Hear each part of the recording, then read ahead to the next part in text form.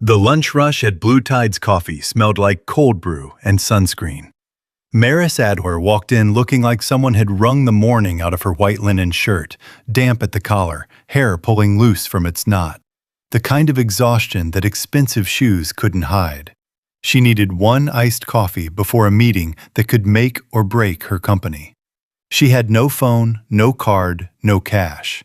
The manager told her no, loudly, in front of everyone.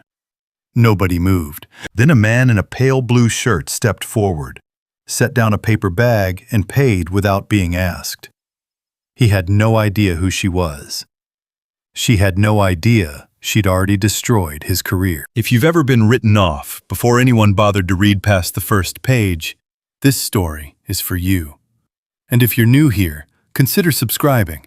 There's more where this came from. Maris Adler had built Helioforge Labs the same way she'd built everything else in her life, by deciding that control was the only thing that didn't lie to you. At 34, she ran one of the fastest-growing data security firms on the East Coast, headquartered in a glass tower that caught the Clearwater Bay sunrise every morning like it had been designed specifically for that purpose. It had been. She'd approved the architect's plans herself. She approved most things herself. That was the point. People who worked with her described her in two ways, depending on how well they knew her. To the board, she was precise, decisive, allergic to waste. To the staff who rode the elevator with her at 7 in the morning, she was the woman who never seemed to need anything from anyone. Not coffee, not conversation, not the small courtesies that made an office feel human. She wore pale linen suits in summer, walked through the coastal heat like it didn't apply to her, and had not taken a vacation in 3 years. What most people didn't know, what she didn't discuss in interviews or investor calls, or the occasional profile piece in a regional business magazine, was why. 4 summers ago, her mother and younger brother had died on the coastal highway 40 minutes outside of Clearwater Bay, on the drive back from what was supposed to be a long weekend at the beach. A truck had drifted lanes. The whole thing had taken less than 4 seconds. Maris hadn't been in the car. She'd stayed behind to answer emails. She'd never forgiven herself for surviving it cleanly. After that, she'd made a decision. Not consciously, not in words, but in the way she restructured every hour of her life. If she stayed busy enough, controlled enough, successful enough, grief wouldn't find a corner to settle in. It was a theory that had worked reasonably well for 4 years. It had also quietly turned her into someone who could sign off on a rejection list without reading past the first column. Owen Rusk had not planned to be at Blue Tide's coffee that Tuesday. He'd been dropping off lunch for his son Finley at the summer program 2 blocks over. A paper bag with a turkey sandwich, a small container of cut mango, and a note tucked under the napkin that said, "You've got this, bud," in handwriting that had gotten messier since Mira died. He was cutting back through the waterfront when he heard the manager's voice through the open cafe door, carrying the particular tone of a man enjoying himself. Owen was 38, broad-shouldered, and had the unhurried quality of someone who had already survived the worst thing he could imagine and knew that most other problems were smaller than they felt. He'd spent 12 years as a systems architect at a major tech firm, the kind of work that required holding an entire infrastructure in your head at once, seeing how one failing layer could bring down everything above it. He was good at it. He'd been told more than once that he was exceptional at it. Then Mira's surgery had gone wrong, on a Tuesday morning in February, and nothing above it had held either. The 3 years since had been spent rebuilding not his career, not yet, but his son. Finley had been 5 when his mother died. For 8 months afterward, the boy had barely spoken. He'd flinched at sirens frozen in crowded rooms, carried a small spiral shell in his pocket like a life raft. Owen had quit his job, moved to a smaller apartment closer to the beach where the sound of water seemed to help, and spent those years learning the specific, unglamorous work of keeping a grieving child tethered to the world. When Finley started getting better, slowly, unevenly, the way real recovery always goes, Owen began putting together applications. He updated his resume, contacted former colleagues, and spent several evenings staring at a 3-year gap in his employment history, trying to decide how to explain it without sounding like someone asking to be pitied. He'd applied to Helioforge Labs 6 weeks ago. The rejection had arrived that morning, 4 lines, no specific feedback. We appreciate your interest but have decided to move forward with other candidates at this time. He'd read it twice, set his phone face down on the kitchen counter, and gone to make Finley's lunch. He had no idea the woman standing at that counter, the one the manager was currently humiliating in front of a full cafe, was the person whose name sat at the bottom of that email. He just saw someone being treated badly for no reason. So he stepped forward, set down Finley's paper bag, and paid. The meeting with the investment board was at 2 o'clock. It was currently 12:43. Maris had been on the coastal road when the car made a sound like something had come loose underneath the chassis. A low, rhythmic grinding that started just past the harbor bridge and got worse with every block. She'd pulled over, called roadside assistance, and stood on the sidewalk in the full weight of a Clearwater Bay summer while the tow truck operator explained that her car would be at the shop by end of day, and, no, he couldn't hold it while she retrieved her things first. Her backup wallet had been in the center console. Her phone had overheated sitting on the dashboard. The screen had gone black somewhere between the tow truck arriving and her trying to flag down a cab. And now it was a small, expensive rectangle that did nothing. She had walked 6 blocks in linen and low heels before she saw the sign for Blue Tide's Coffee. The cafe sat on the corner closest to the marina, the kind of place that had been in Clearwater Bay long enough to have regulars who came in 3 times a day, and a chalkboard menu that hadn't changed much in a decade. The lunch crowd was thick tourists in beach cover-ups, office workers eating at small tables, a line of 4 people stretching back from the counter. The air conditioning hit her the moment she stepped inside, and for a few seconds, she just stood there and let it. She got in line. She checked her phone again out of habit. Still dead. By the time she reached the counter, she'd already worked out what she was going to say, that she'd left her wallet in her car, that she could pay via a transfer if he could pull up an account number, that she was a regular customer at the downtown location and could provide her member details. She was Maris Adler. She could explain her way through a $4 transaction. The man behind the counter was Garrick Sloan, the shift manager. He was somewhere in his mid-40s, with the particular confidence of someone who had small authority and used all of it. He listened to her explanation with his arms crossed and his head slightly tilted, the way people do when they've already decided. "I'm sorry," he said, not sounding sorry. "We can't process orders without payment at the time of purchase." "I understand that," Maris said. "I'm asking if there's a way to—" "There isn't." The line behind her had stilled. She could feel it, the specific quality of a room that has decided to watch something. "My phone died in the heat," she said, keeping her voice even. "My wallet is in my car, which is currently being towed. I'm not asking for the coffee for free. I'm asking if there's an alternative." Garrett glanced over her shoulder at the people waiting, then back at her, the damp collar, the hair coming loose, the shoes that were slightly wrong for someone who'd clearly been walking in this heat.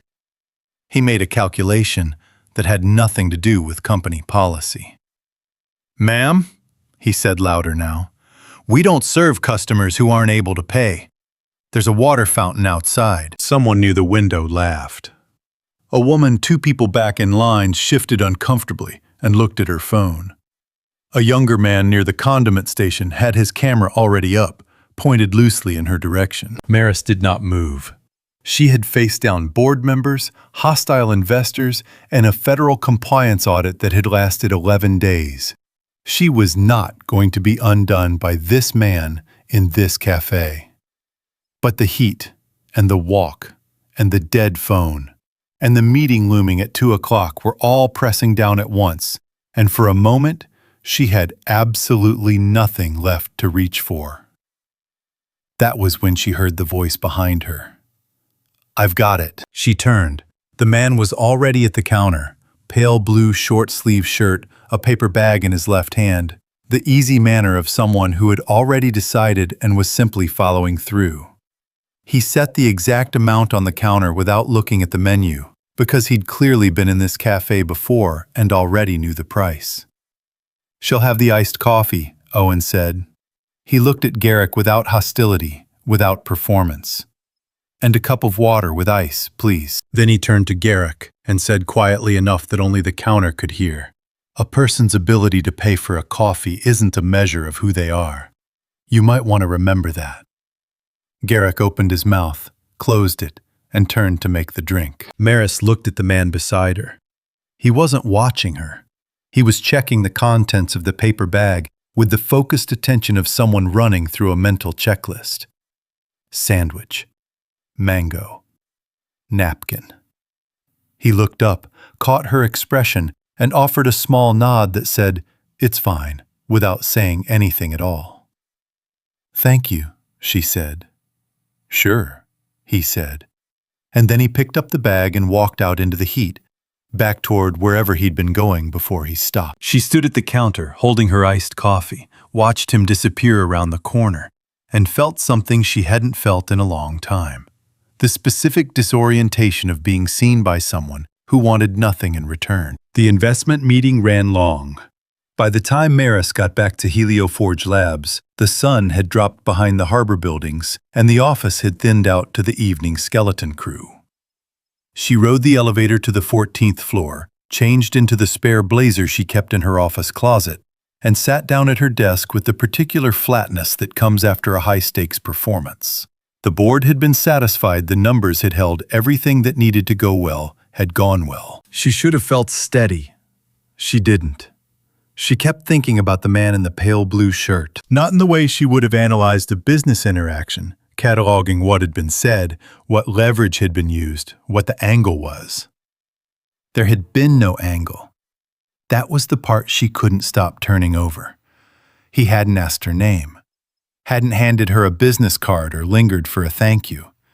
He'd simply seen something wrong, corrected it, and continued with his afternoon as though basic human decency was not a transaction requiring a return. She couldn't remember the last time someone had done something for her that didn't cost them something.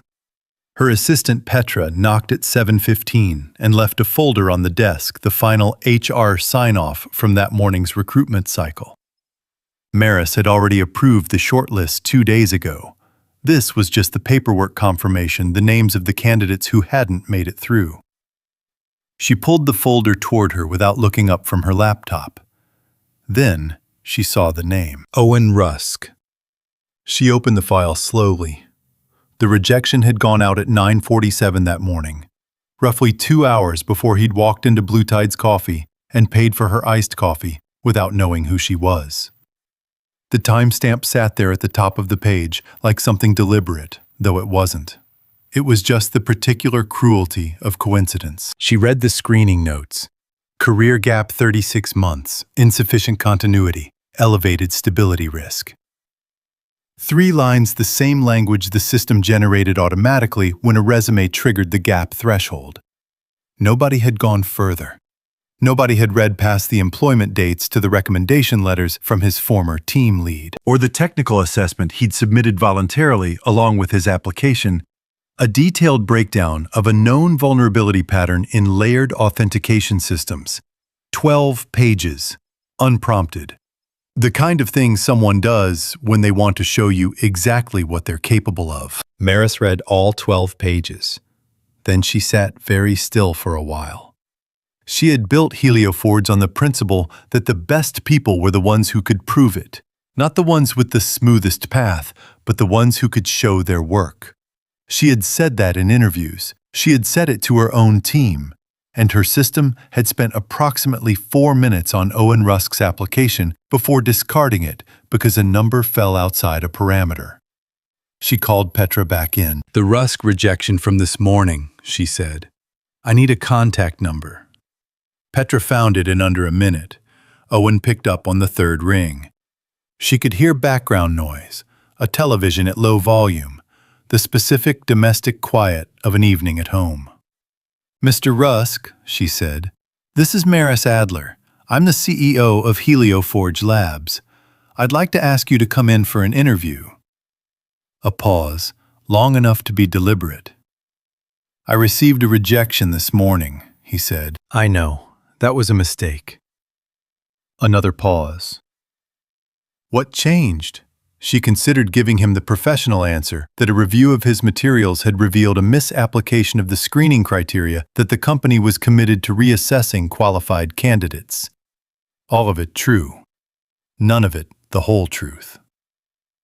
"I read your technical assessment," she said instead. "All of it. You identified a problem our own engineers have been circling for 6 weeks without landing on it." "All right," Owen said. He didn't sound grateful. He sounded like a man deciding whether to trust something. "I'll come in, but I want to be clear about something first." "Go ahead." "If this is about this morning, what happened at the cafe, I don't want it factored in. I'm not interested in being anyone's corrective gesture.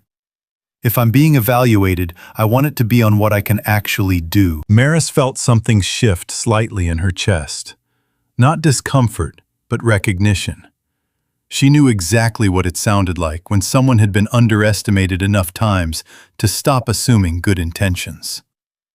"That's fair," she said. "One more thing." His voice was even unhurried. "I have a standing commitment 3 mornings a week.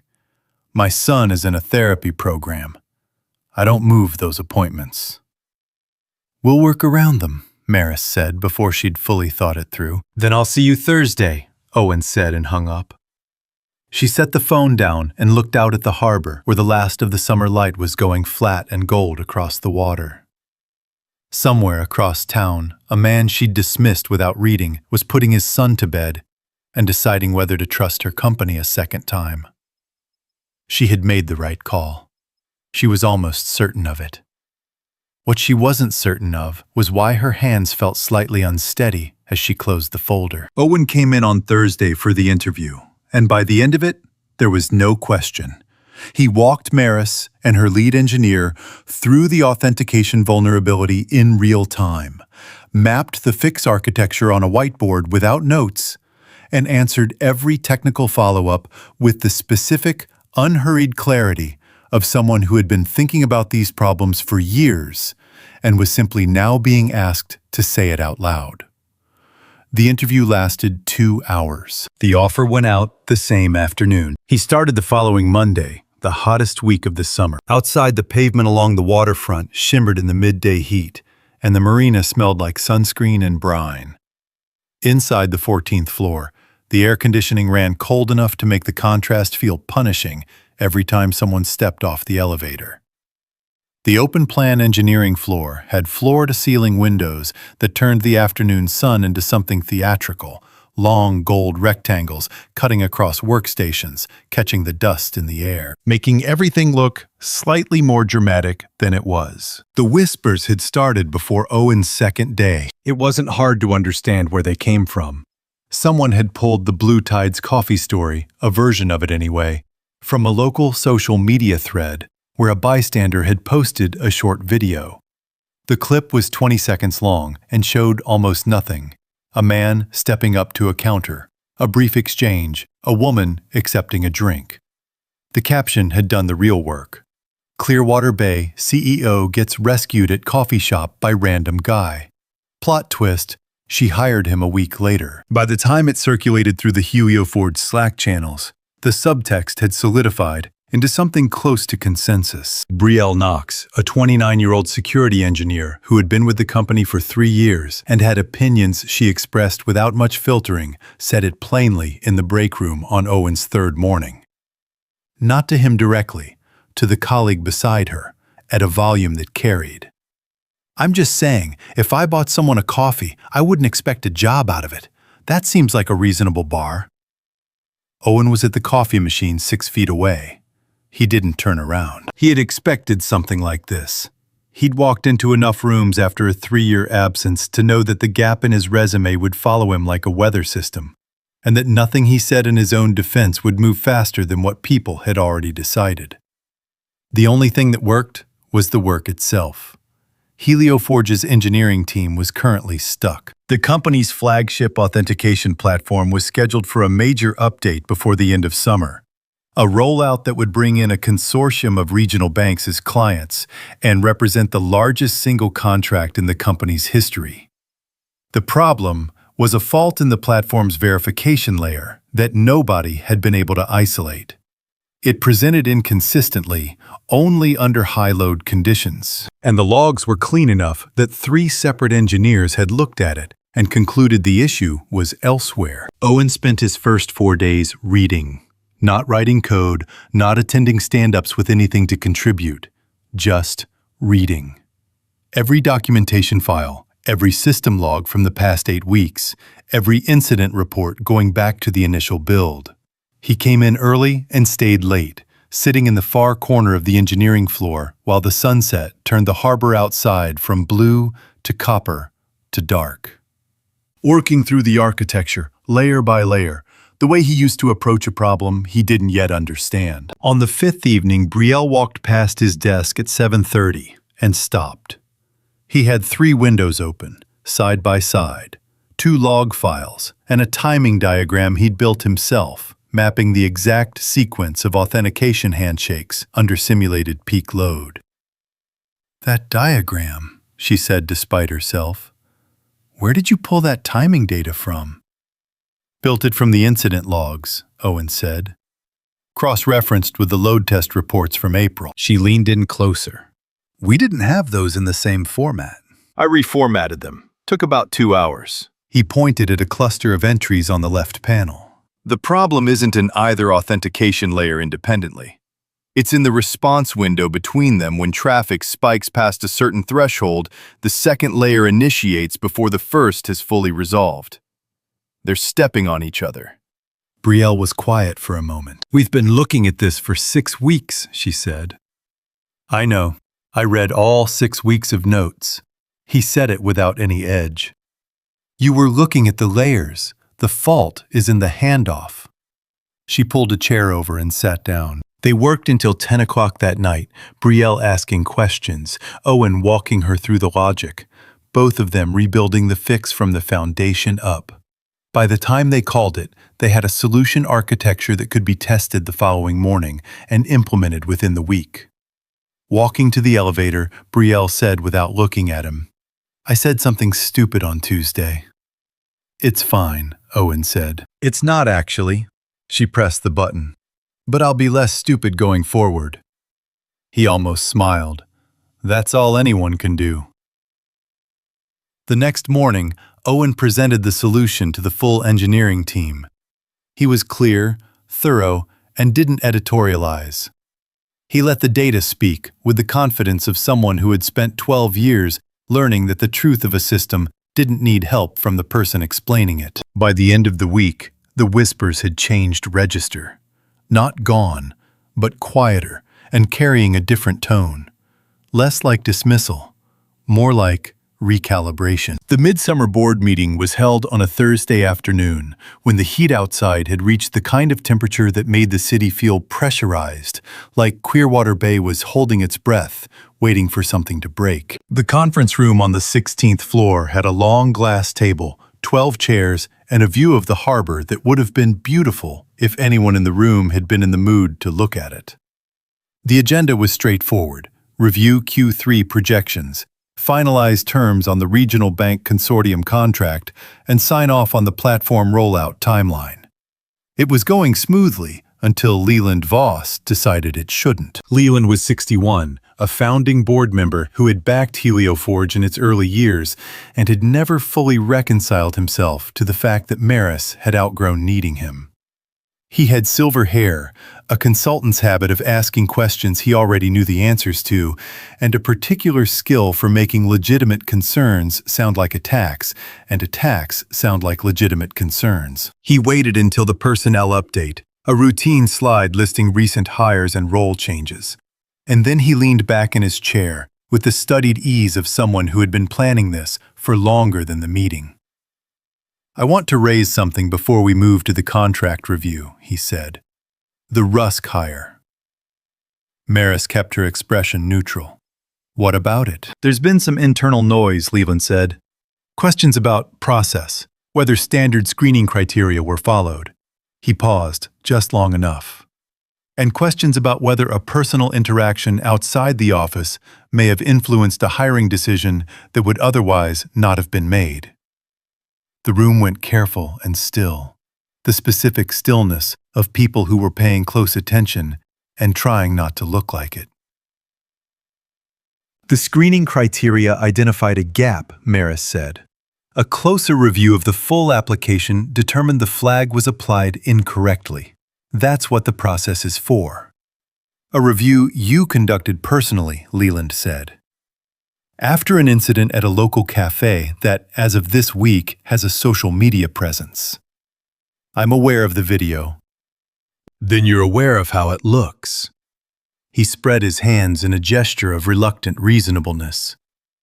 I'm not suggesting impropriety, Maris. I'm suggesting that optics matter, particularly with a consortium contract on the table.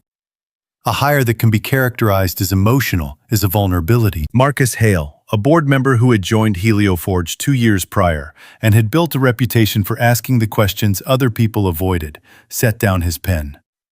Before we go further, has anyone actually reviewed what Rusk has produced since he started?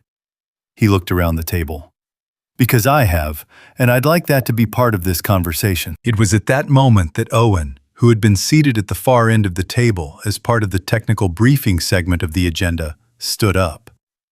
He didn't ask for the floor. He simply stood, and the room oriented toward him, the way rooms do when someone moves with that particular quality of calm. I can address the technical side of this, he said, and opened his laptop. What followed was 18 minutes that Brielle Knox would later describe to a colleague as the most efficient dismantling of a bad faith argument she had ever witnessed in a professional setting. Owen walked the board through the authentication fault, what it was, where it lived in the system, why it had gone undetected for 6 weeks, and exactly how the fix he'd architected had resolved it. He showed the pre- and post-implementation test results. He showed the projected impact on platform stability during peak load. He showed what the rollout timeline looked like with the fix in place versus without it. The difference measured in weeks, and attached to those weeks, specific figures representing the value of the consortium contract. He didn't mention the cafe. He didn't mention his resume, or the rejection, or the 3-year gap. He presented the work, and he let the work speak in the language that boardrooms understood best. When he finished, he closed the laptop and sat down. Leland tried once more. This doesn't address the procedural question. The procedural question, Maris said, cutting in with a steadiness she hadn't entirely felt until Owen had stood up, has been answered. A screening error was identified and corrected. The candidate's qualifications have been demonstrated in real conditions with measurable results in front of this team. She looked around the table. If there are questions about the platform's readiness for the consortium rollout, I'm happy to continue. If the concern is something else, I'd like to name it plainly and deal with it plainly. Nobody named it. The meeting moved on to the contract review. Afterward, when the room had emptied and only Maris and Owen remained at the long glass table, she said, "You didn't have to do that." "I know," Owen said, gathering his notes. "But it was the truth, and the truth was useful." That seemed like enough reason. She watched him for a moment. Outside the window, the afternoon haze had turned the harbor gold and gray, at the same time the way summer looked just before a storm decided whether or not to arrive. "You could have let me handle Leland," she said. Owen looked up. "You were handling him fine. I just had data he didn't want to account for." He paused. "That's different from rescuing someone." She understood exactly what he meant, and the precision of it, the way he'd drawn that line without making a point of it, stayed with her for the rest of the afternoon. After the board meeting, something shifted between them, not dramatically, not in any way either of them acknowledged directly, but in the small and specific way that proximity and honesty tend to produce when two people stop being careful around each other. It happened in increments. Owen noticed that Maris ate dinner at her desk most nights. Not real food, but the kind of meal that happened when someone forgot to treat themselves like a person who needed feeding. Coffee going cold, a sleeve of crackers from the vending machine. Once, at 8:30 on a Tuesday, a granola bar she ate while reading a compliance document without looking up. He didn't comment on it. He started leaving a bottle of cold water on her desk when he passed it on his way out. The kind of gesture small enough to be deniable. Maris noticed that Owen left every Tuesday, Thursday, and Friday at exactly 4:15. Not early, not with apology, just with the quiet certainty of a man who had decided what mattered and organized his life accordingly. She'd looked up the address he'd listed as an emergency contact location once, not for any professional reason, and found it was a coastal rehabilitation center that ran a water therapy program for children with trauma-related anxiety. She didn't mention that she'd looked. She started making sure the 4 o'clock standing meeting that occasionally ran long was rescheduled on those days. The afternoon Finley appeared in the Helioforge lobby. Maris was on her way down to meet a courier. The summer program had called an early dismissal. A tropical storm advisory had been issued for the coast, and the counselors were sending children home before the weather decided anything. Owen was in a system review that couldn't be paused, and the lobby was where Finley had been told to wait. He was sitting in one of the low chairs near the window, small for 8 years old, with his father's coloring and a careful, watchful quality in his eyes that looked like someone who had learned early to read the temperature of a room before entering it fully. He had a book open on his lap that he wasn't reading. His right hand was in his jacket pocket. Maris sat down in the chair beside him. "Your dad's upstairs," she said. "He'll be down in about 20 minutes." Finley nodded. He didn't look at her directly, but he didn't move away. "Is the storm coming?" he asked. "Probably just rain," she said. "The big ones usually turn before they get here." He was quiet for a moment.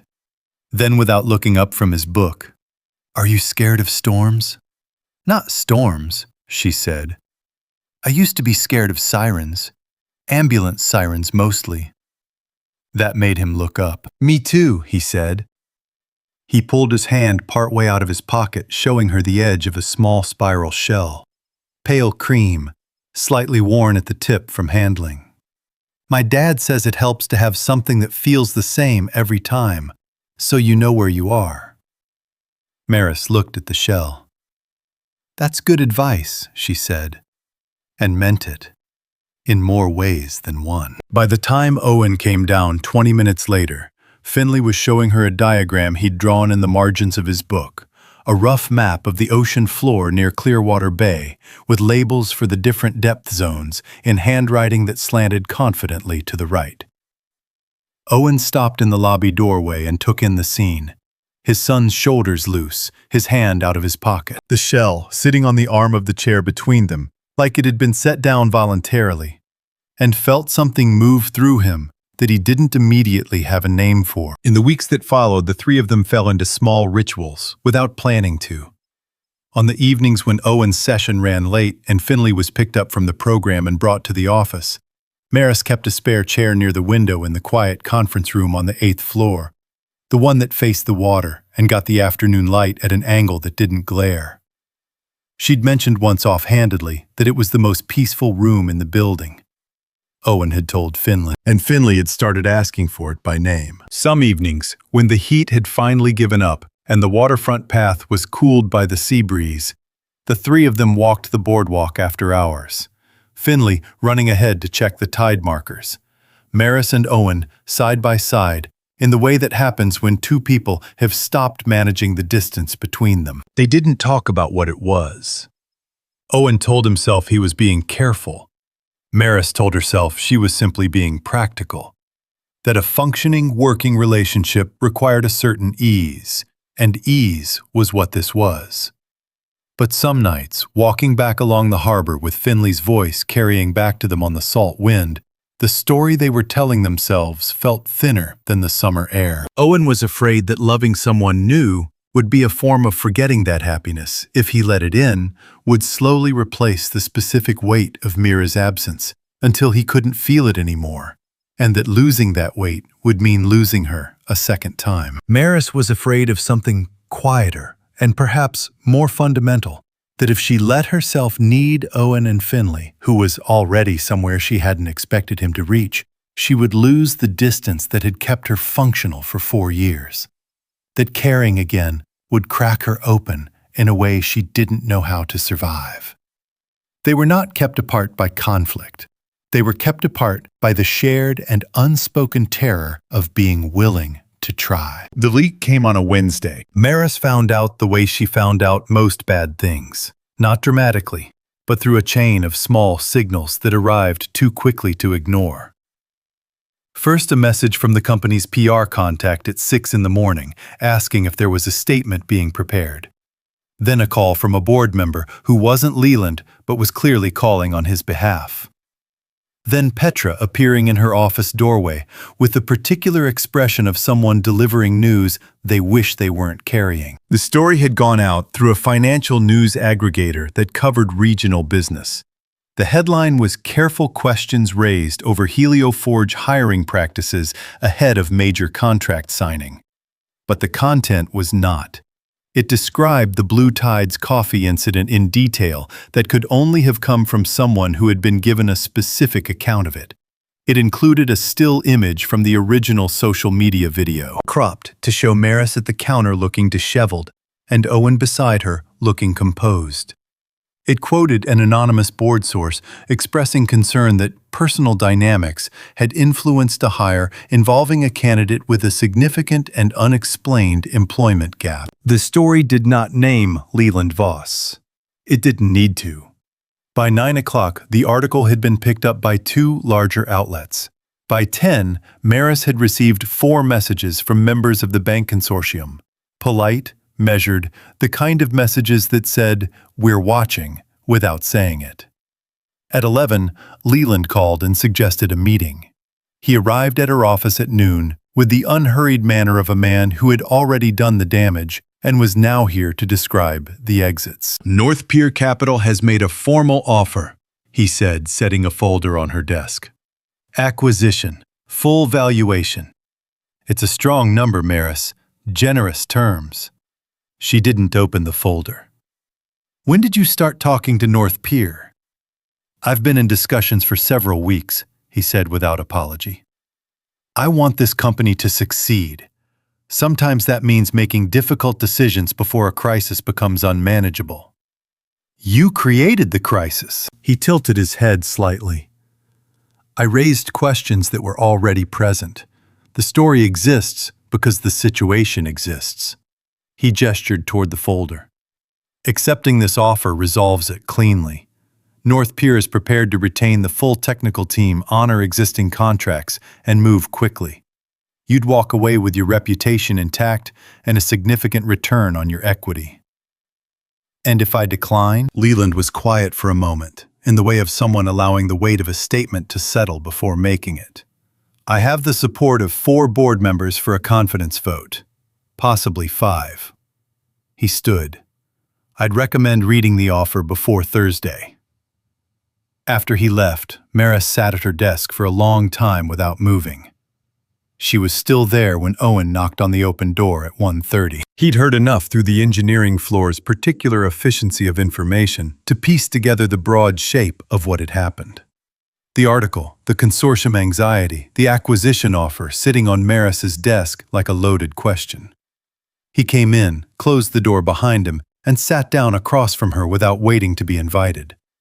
She told him the rest directly. The board, Count Leland's timeline, the full terms of the North Pier offer. When she finished, Owen was quiet for a moment. "This is about me being here," he said. It wasn't a question. "It's about Leland using you as leverage, which is different. The result is the same." He looked at her steadily. "If I resign, the story loses its center. North Pier loses its rationale. Leland loses the angle." "You're not resigning." "Maris, you are not resigning because a board member with a financial interest in a sale decided to weaponize a coffee shop video." Her voice was sharp, but not at him. Owen leaned forward, elbows on his knees, and spoke carefully. "I have a son who has spent 3 years learning that the people he loves don't disappear without warning. I can't let him watch me pull someone else into chaos because I'm in the picture." He paused. "If staying hurts you and the company, I'm not going to stay for my own sake. That's not your decision to make for me. No, he said quietly, but it's mine to make for Finley. She had no answer for that.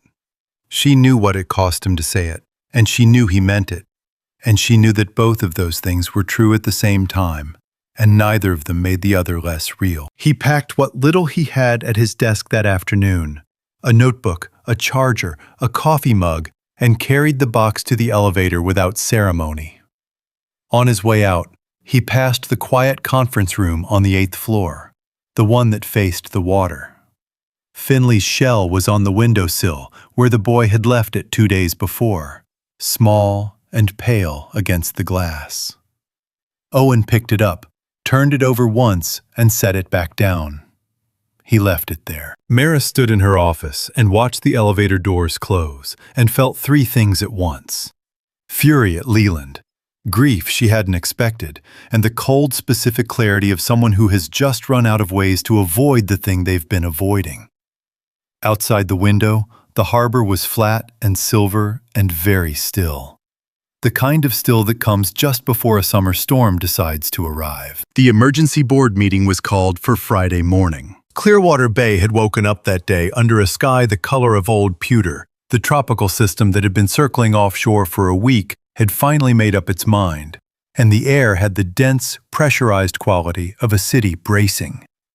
By the time Maris arrived at Helioforge, the harbor was choppy, and the palm trees along the waterfront were moving in long, slow arcs.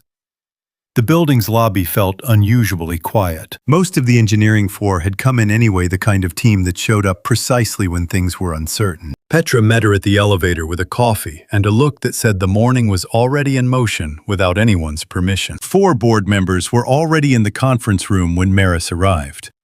Leland was at the far end of the table, composed in the way of someone who had arranged the furniture and was waiting for the play to begin. Marcus Hale sat 2 seats down from him, with a legal pad and the expression of someone who had come prepared for a longer conversation than Leland was expecting. The North Pier acquisition folder sat in the center of the table like a prop. Maris set her bag down and remained standing. "Before we begin," Leland said, "I want to give you the opportunity to review the offer one more time. The consortium has been in contact with North Pier directly. They've indicated they would be comfortable proceeding under new ownership. This is a clean resolution." "For you," Maris said. "For everyone."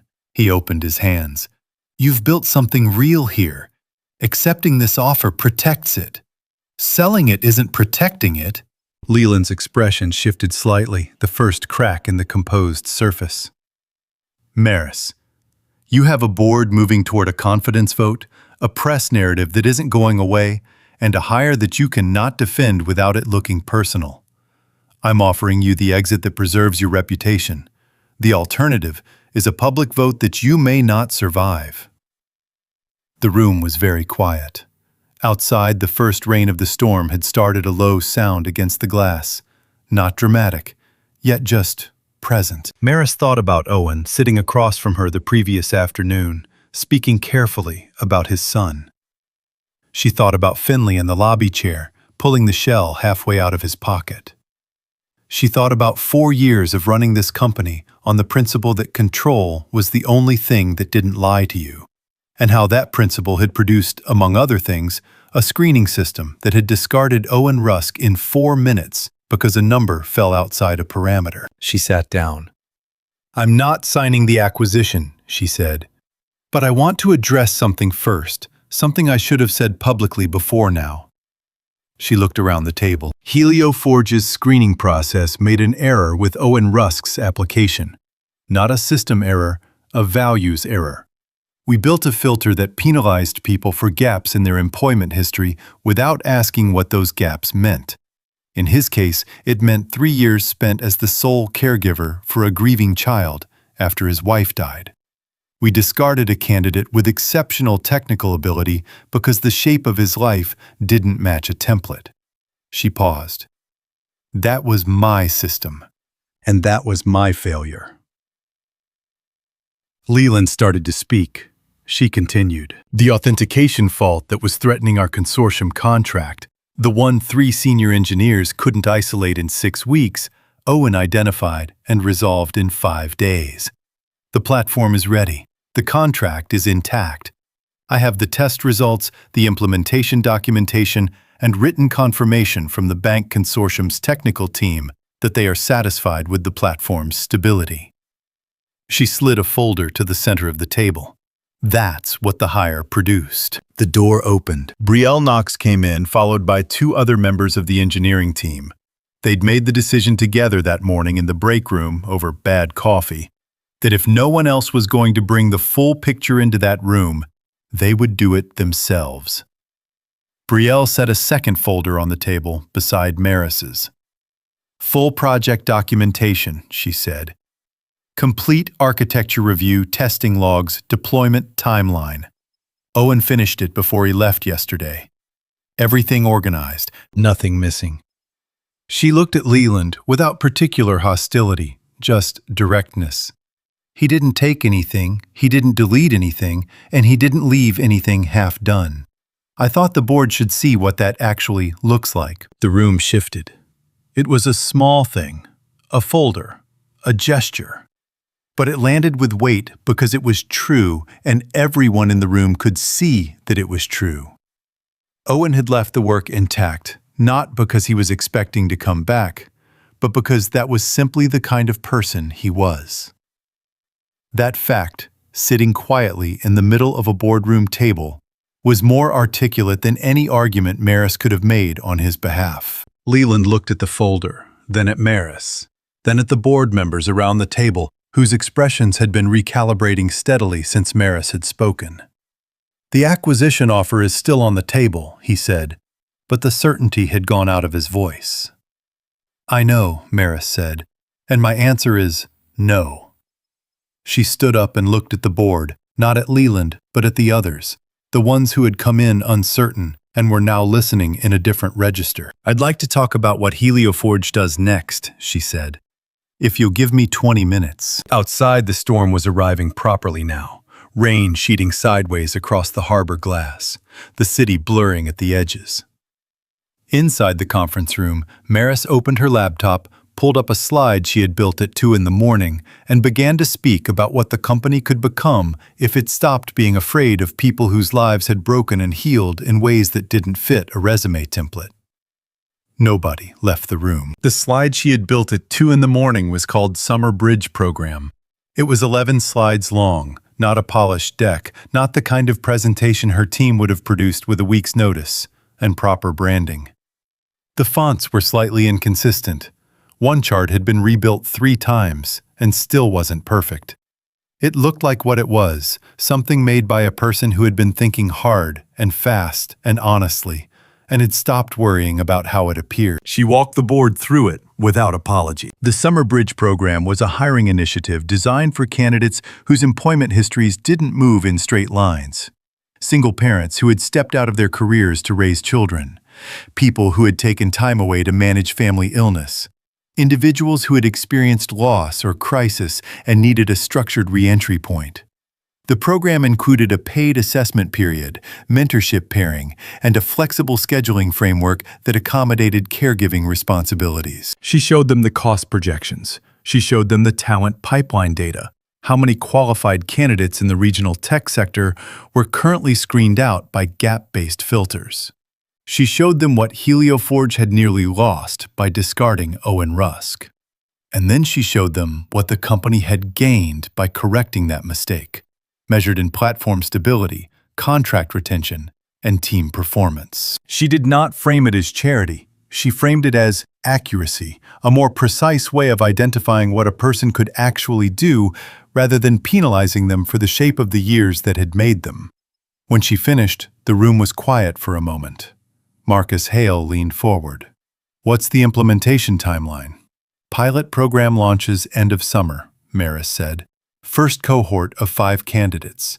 Full rollout by Q1 next year if the pilot holds. He nodded slowly. I'd want to see quarterly metrics. I'll build them in from day 1. The vote when it came was not unanimous. Leland voted against, and 1 other board member abstained, but it held. Maris retained the CEO position. The North Pier acquisition was formally declined. Leland Voss was removed from the Strategic Personnel Committee effective immediately, by a motion that Marcus Hale proposed and 3 others seconded before Leland had finished his objection. Afterward, when the room had cleared and only Brielle and the 2 engineers remained, Brielle looked at Maris and said simply, "Good." Maris almost smiled.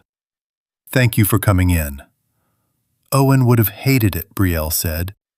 "He would have told us not to." She picked up her folder. "That's why we didn't tell him." By early afternoon, the rain had eased to something manageable. The storm had turned slightly south of the bay, as Maris had told Finley it would, and the harbor was coming back into focus through the clearing glass. Maris sent the Summer Bridge program announcement to the full company at 3 o'clock. She wrote it herself, in plain language that didn't hide what had happened. It acknowledged the structural flaw in the existing screening process, named it specifically, and described what the program was designed to do and why. It did not mention Owen by name. It didn't need to. Leland submitted his formal board resignation at 4:15. Maris accepted it in 3 sentences and moved on. The consortium contract was confirmed in writing before the end of the business day. She found Owen at the small dock at the south end of the waterfront boardwalk, the one that the tourist maps didn't include, that the marina regulars used for fishing in the early morning. He was sitting on the end of the dock with Finley, both of them facing the water, the post-storm light moving softly across the bay. Finley saw her first and raised a hand in the uncomplicated way of a child who has not yet learned to manage his reactions to people he likes. Owen turned.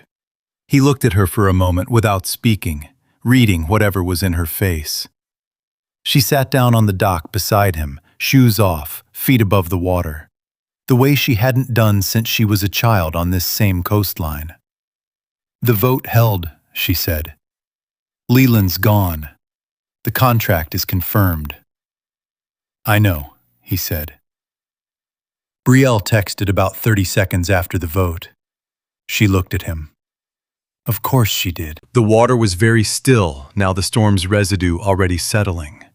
Finley had moved to the edge of the dock and was dropping small stones in one at a time, watching the circle spread. "I shouldn't have let you leave," Maris said. "Not the way I did. I was angry, and I used the anger to avoid saying the thing I actually needed to say." Owen waited. "I needed to say that you don't have to protect me from the consequences of knowing you."